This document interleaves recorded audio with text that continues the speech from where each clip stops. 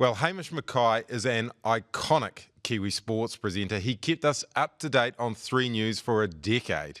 Since he left our screens almost 10 years ago, something happened to Hamish that almost took his life, and he's here to tell us all about it now.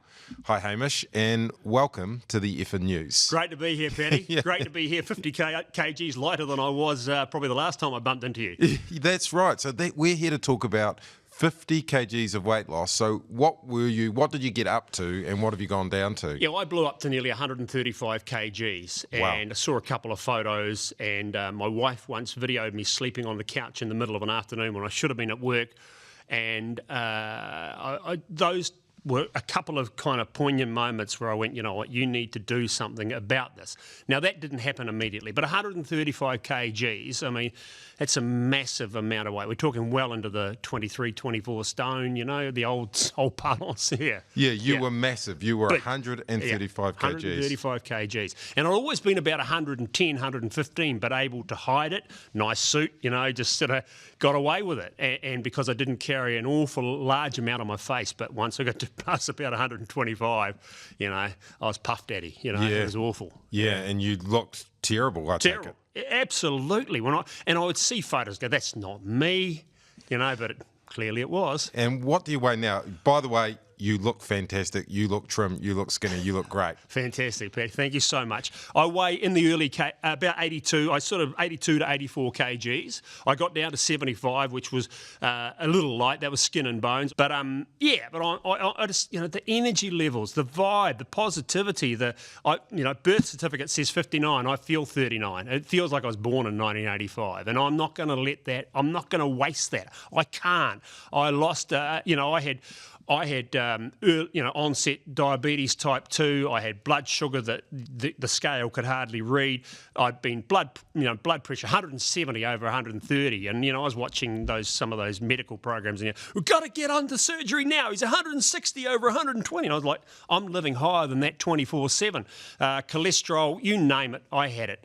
And you've gone, you've turned that around, and you've gone from, well, you've lost 50 kgs. 50 kgs. Over 50 kgs. Yeah. Well, when you go into the supermarket and add that up, that's what, 110 pound of butter, 110. Yeah, that were around and your it was body. Visceral. It was really here, pressure on heart and lungs.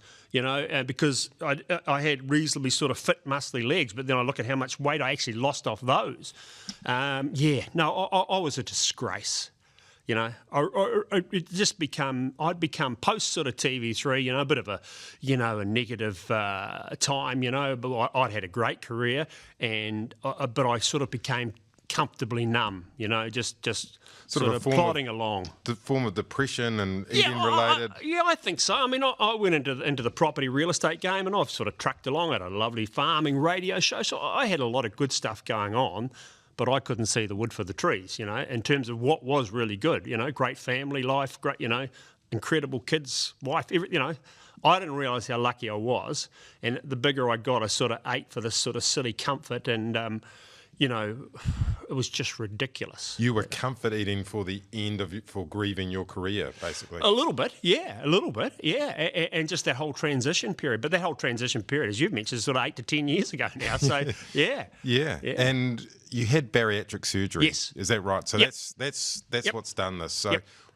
why did you have that? What brought that on? You were well, at the gym, were you? Yeah, I was at a gym, and I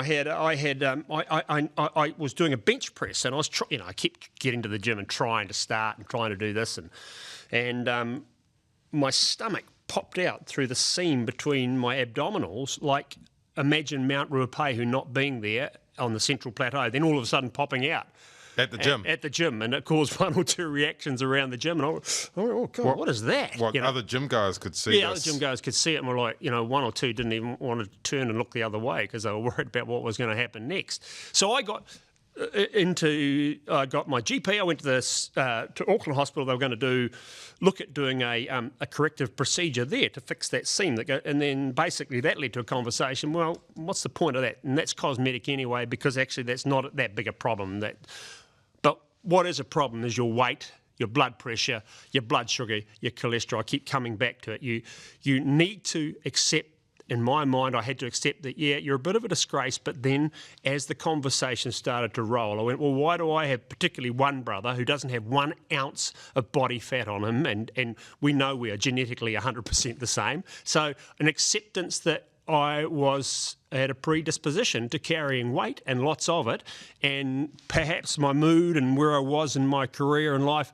was adding to that, because, I could conveniently forget that I'd had a custard square and a pie that morning when I had another cake that afternoon. And that's what it was. I had an incredible sweet tooth. I wasn't a big drinker. But yeah, so this led to me getting into the bariatric program. Incredible, huge cross-section of people involved. 12 months of sort of like they make sure you are ready and capable to undertake this procedure. And yeah, there you go. I mean, I had to lose I lost 20 kilos nearly before the operation. And that was just basically on a really disciplined diet. But I'd got to that point where I said, you have been given an opportunity that is unbelievable, and it's life or death. Sort it.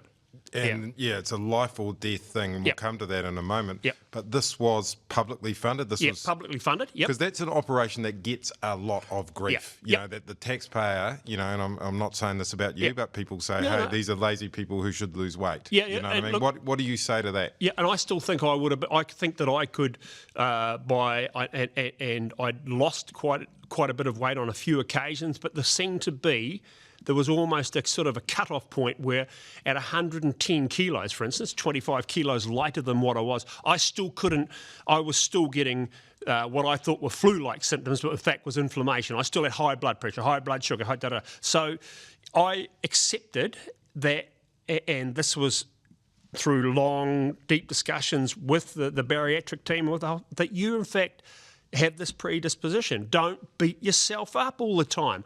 And there are people who are like you who deserve this opportunity. And what cost am I going to be to the health system going forward? Probably about a 50th of what I was going to be. Because I'm lucky enough, I think, that I lived as long as I did at that weight, because I think athletically wise, I've always had a good set of lungs and a good ticker. So I might have gone on, but I would have been a burden. On the taxpayer. On the taxpayer. You would have been a burden. Yeah, imagine the cost of all the things that were going to happen to me that were $1.05 if you're at the TAB that I was going to get XYZ. Now I feel like I feel like I've got 15 to 20 years of a good working life, a contribution. Get some of those taxes back. So what do you say to those people who say, hey, we shouldn't fund this operation, the taxpayer shouldn't fund this, it's cosmetic, it's for people who are lazy? What do you actually say to them? Because you're someone who can communicate to them.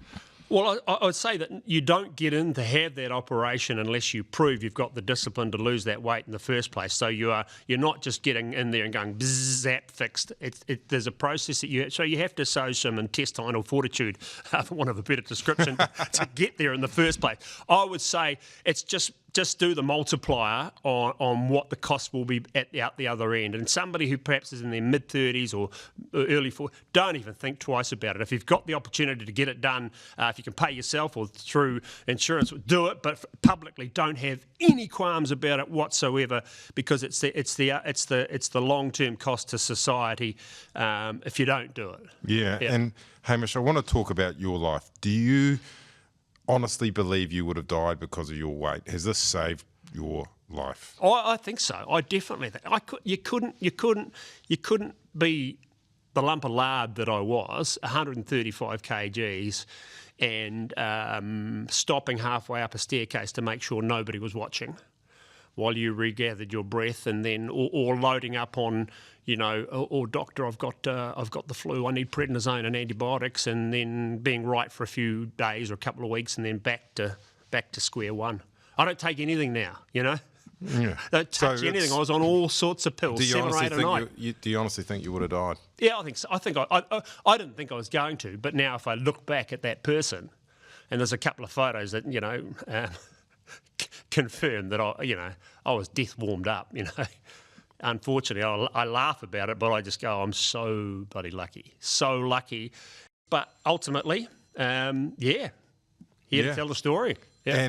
And just finally, before we come to the last question, You had a sister, you've mentioned. Yeah, my sister had she had type 2 diabetes, and she passed away this year at 62. She had battled her weight all her life.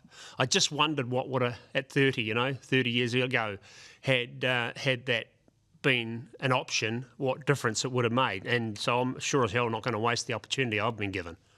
Yeah. Right, so you lost your sister to diabetes. Yeah, and because she and I, in terms of weight and putting on weight, were kind of like identical, always battled it. Do you wish she could have had this operation? Oh, God, I wish she could have had this operation at 25. I always talk about my late dad. He when I say he only lived to 73, because I don't think that's old, and he had 20-odd years of being able to pretty much afford to do whatever he wanted to, but not because he was uncomfortable. Uncomfortable in a chair, he was a big man, uncomfortable in a chair at a restaurant, uncomfortable on a plane, and all those things. Jovial and jolly on the outside, but on the inside, I wasn't going to go down that path. And the minute this sort of opportunity came to me, I grabbed it with both hands. Yeah. And Hamish Mackay, amazing interview. So stoked you've lost all this weight. Just want to end this with giving you the chance to be a great Kiwi and offer some advice to other Kiwi.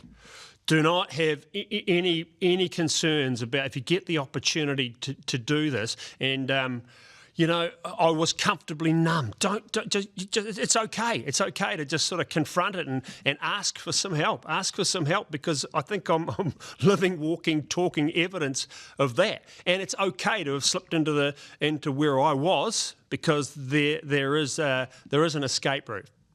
And just talk or get in touch with me. I'll put you on the right course. Good on you, Hamish. Legend. Cheers, Matty. Yeah, and you look fantastic. Thanks, mate.